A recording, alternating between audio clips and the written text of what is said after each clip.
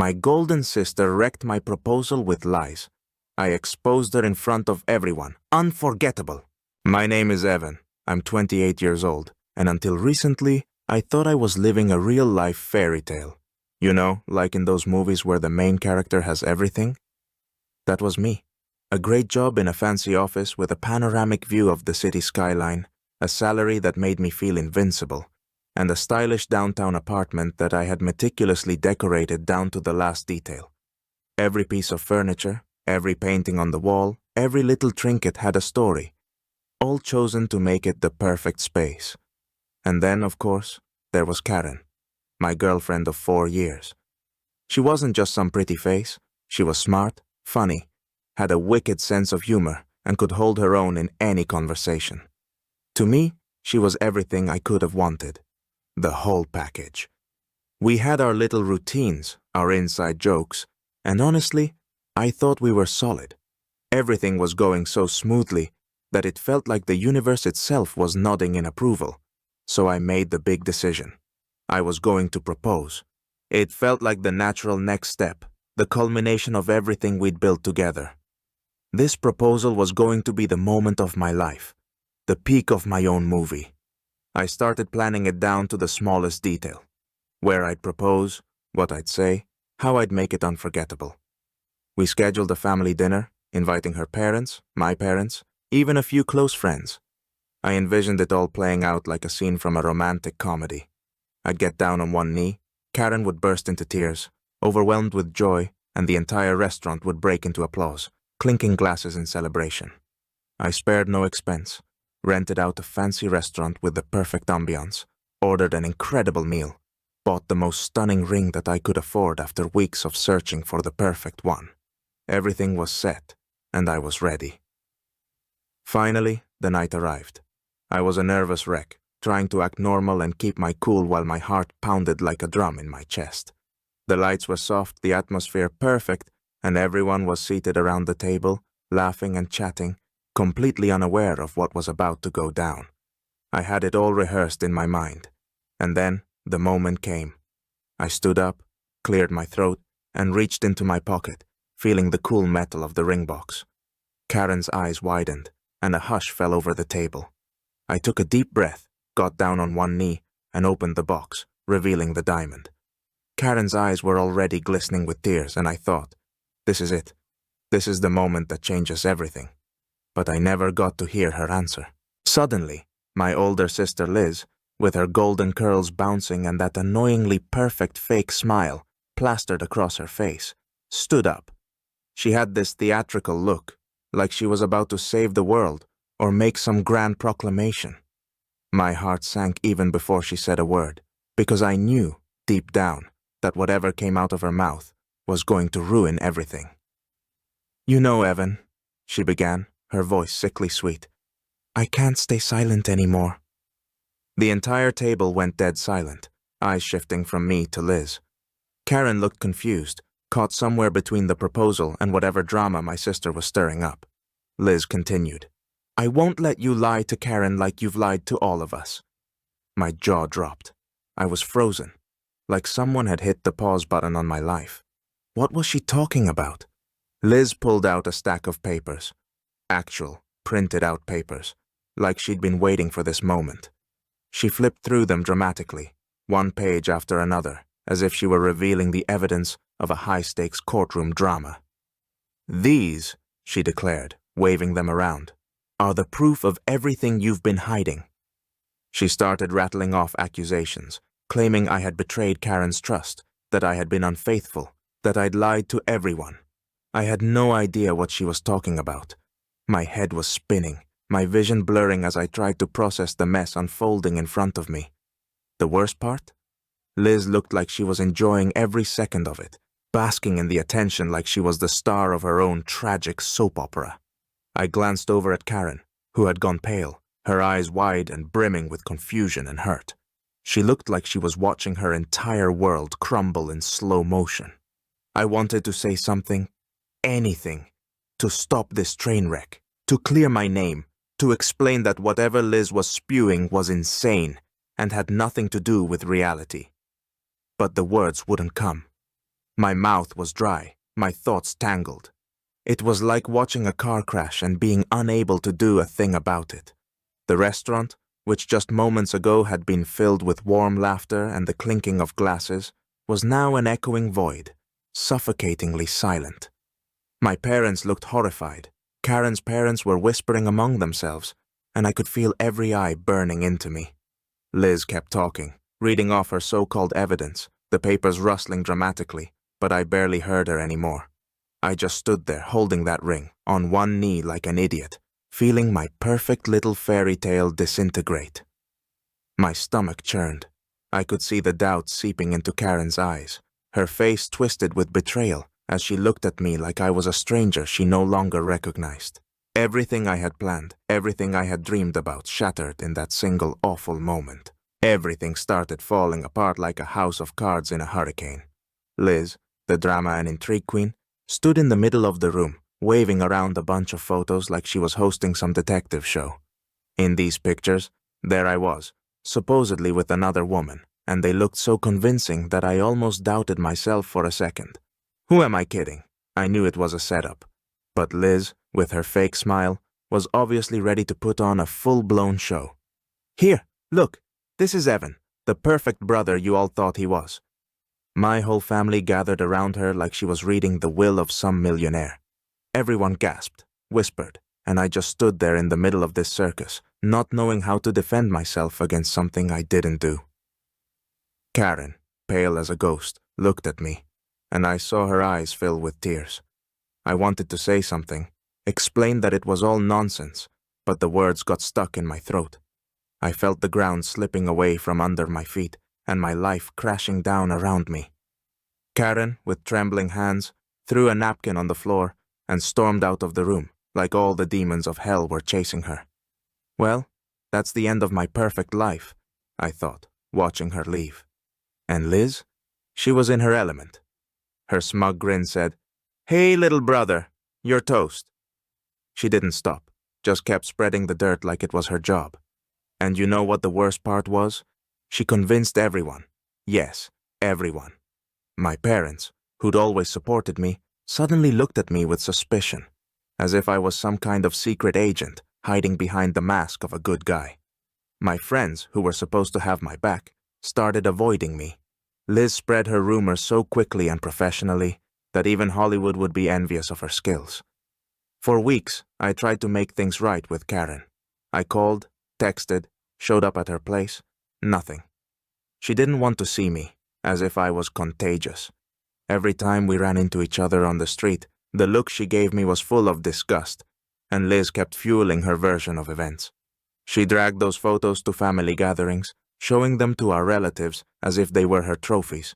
Every time I tried to explain, Liz would show up with new evidence and smirk sarcastically, knowing that no one would believe me. Soon, everyone turned their backs on me. I was left in total isolation, surrounded by lies that even those who had known me my whole life believed. Life was spiraling out of control so fast I couldn't even grab the railing. My job? Gone like a balloon at a school fair.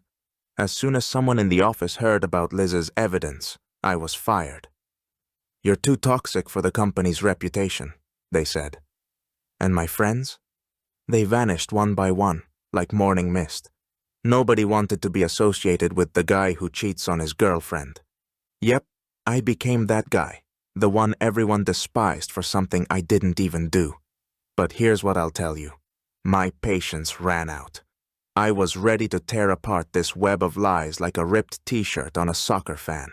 I started digging, really digging, with the enthusiasm of a detective on the verge of a nervous breakdown. I knew Liz had messed up somewhere, left a trail, and I found it. The first hint of her scheming came when I discovered some weird anonymous messages Liz had sent Karen right before that dinner.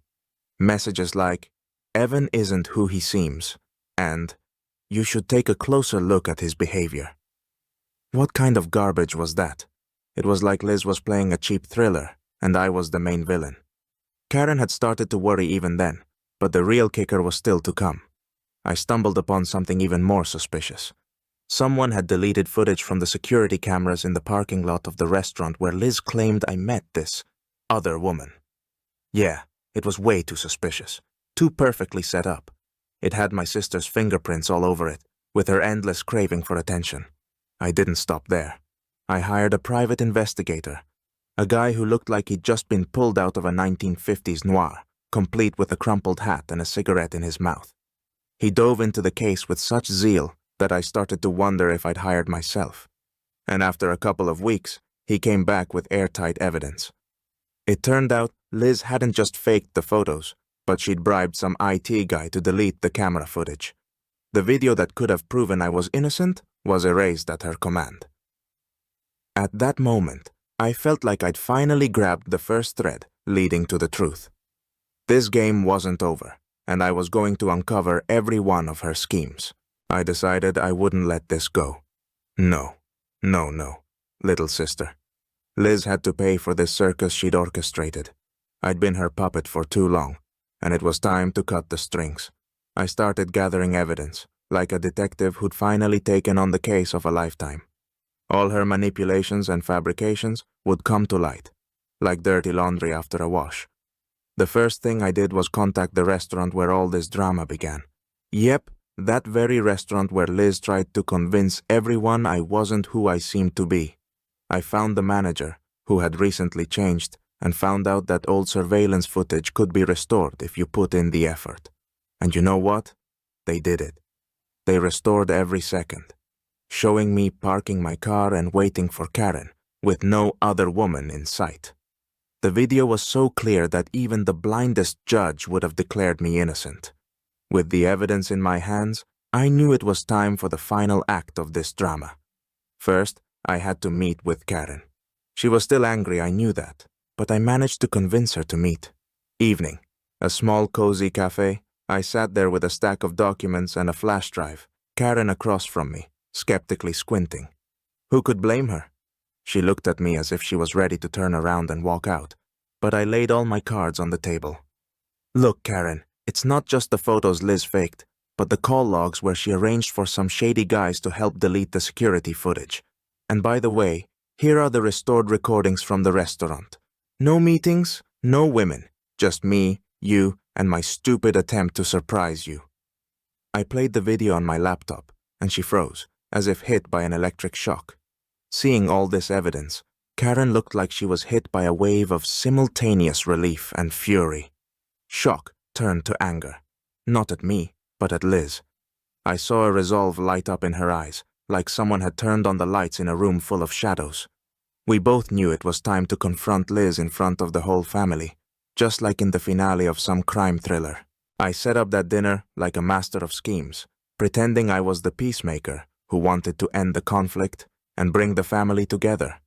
Yeah, I went all out, inviting everyone, from my parents to distant aunts who always felt the need to share their opinions. Liz arrived first, glowing as if it was her moment of triumph. She even dressed like she was about to give an acceptance speech. Gold earrings, perfect curls. It felt like she thought this was her coronation. Dinner began, and the atmosphere was tense, like a tightrope. I played my part to the end, smiling, chatting about nothing, as if this was just an innocent get-together and not the lead-up to a showdown. Everyone ate, drank, laughed, and Liz looked at me like she had a tight leash around my neck, enjoying every second. When the moment came, I stood up and with the most serious expression on my face, said, "I have an important announcement." Everyone fell silent, and Liz froze with a forkful of dessert halfway to her mouth, as if it suddenly tasted bitter. I pulled out my laptop, connected it to a projector, and the image flashed on the wall. "Let me show you something interesting," I began, barely hiding the sarcasm. The first thing everyone saw was the video from the restaurant parking lot. The sound was low, but the image was crystal clear. Just me, standing alone, no mysterious woman around. At that moment, Liz went pale as a sheet, and I knew I'd hit the mark. "Hey, remember when you said I was with someone? Let's watch it again, but in slow motion," I said, replaying it in slow motion. No one was there, and a heavy silence hung in the air. My mom shifted nervously, and Liz pretended to feel faint, but I wasn't done. "And that's not all," I said, and displayed screenshots of conversations where Liz was arranging to have the footage deleted. Then, for the final nail in her coffin, I showed payment records where she'd transferred money to the hacker who erased the footage. "Liz, you're so generous," I smirked, savoring every moment of her humiliation. Everyone stared at Liz like she was a rotten apple among fresh ones. My dad turned white. My mom looked like she'd been hit over the head. Every word Liz had said before now turned against her. She sat there in shock, as if someone had ripped off her mask, and she had nothing left to say. I could see her world collapsing in real time, and it was damn satisfying. As expected, Liz went full drama mode. She stood up, desperately trying to save face. I did it for the family," she claimed, trying to sound as noble as possible, which was pretty pathetic. "I just wanted to protect Karen from someone unworthy." I almost laughed in her face. It sounded like she was about to save the world from an alien invasion. Sure, Liz, the savior of all humanity. If it weren't for the situation, I might have suggested she star in a movie, but she clearly wasn't in the mood for jokes. My parents were stunned. My dad, who usually took her side, looked like he'd been slapped across the face. My mom nervously fidgeted with her napkin, not knowing where to turn. They couldn't believe their golden girl, who had always skillfully manipulated everyone, had been caught red-handed. But Karen, sitting next to me, wasn't going to stay quiet. She stood up, chin raised, and looked at Liz with such intensity that even I felt awkward. "I knew you could be cruel," she began coldly, "but I had no idea how far you would go." Karen's words hit like a bolt of lightning, and I could see Liz shrink into her chair as if she'd been stabbed. At that moment, everything fell into place. The whole family suddenly realized that Liz wasn't just the beloved daughter. She was a monster with golden curls. And there I was, watching the walls of her kingdom of lies crumble under the weight of the truth. I savored the moment, like a gourmet enjoying a fine dessert. Seeing her humiliation was the best revenge for everything she'd put me through. But I knew this wasn't over yet. Liz could still find a way out, still squirm like a snake on a hot plate. I needed to drive the final nail in the coffin. I took the floor. "You can throw around fake excuses all you want, Liz, but the facts speak for themselves. The game's over." I knew my next goal was to make sure she faced real consequences for all this. She thought she'd get away, like always, with a few light apologies, but this time I was going to block every exit. Liz was only just starting to realize the trap she'd walked into, and I was about to close it. Not long after that epic dinner, Liz effectively lost control of the family business. My parents, who finally took off their rose-colored glasses, cut her out of everything. Access rights revoked, privileges stripped. The golden girl suddenly became an outcast, and it was damn satisfying to watch. Liz had run the family business for a long time like it was her personal bank account, so losing that power hit her like a cold shower. But that was just the beginning. My parents were shocked by everything they'd learned, and for the first time in years, they turned to me for help. "You need to find out what else she's been hiding," they said. Well, challenge accepted. I decided it was time to do a full clean-out of Liz's closet and drag out all her skeletons. I hired a financial auditor, a dry but meticulous guy who looked like he'd been freed from some office prison. He got to work, and soon secrets surfaced that made me not know whether to laugh or cry.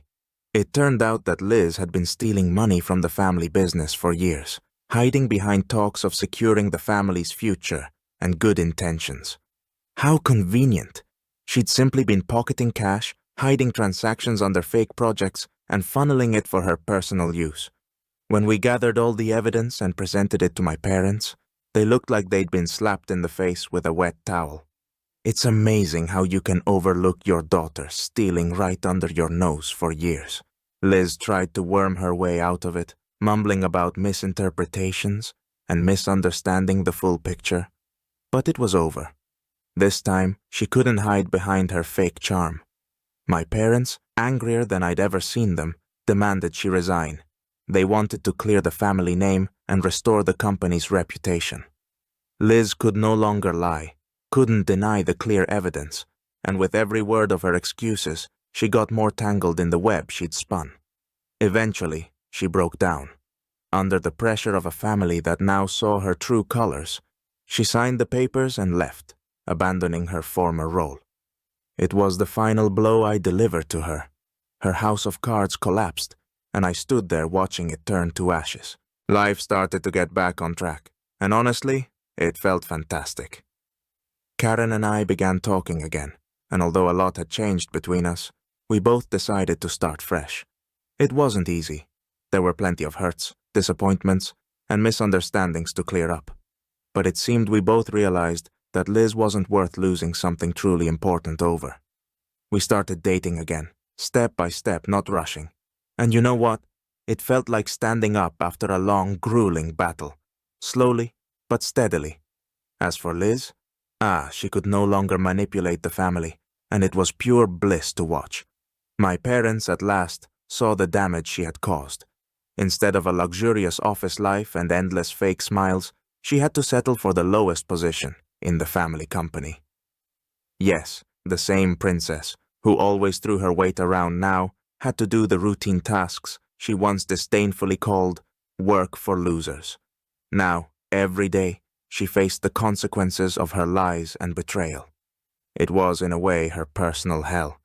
Every time she walked past my dad's office, she'd see my satisfied look and realize there was no going back. The whole family finally saw her for who she really was. Even our distant relatives, who usually never got involved, now looked at Liz like she was the #1 enemy. Her former charm dissolved, leaving only a disgraced figure who could no longer hide behind golden curls and feigned allure. And me? I proved to everyone that even the golden sister can't destroy the truth when you fight for it with determination. This whole saga became a true challenge for me, but I came out victorious. Liz thought she could use her looks and manipulations to make me the fool, but I played by her rules, and I won. Honestly, I even pity her a little. Instead of being a queen, she's now a reminder of how low you can fall when you play dirty. Life is better now. Karen and I bought a new house, and as we moved in, I felt like I was finally free of her shadow. And Liz, let her look in the mirror every day and see not the lying golden girl, but the person who lost everything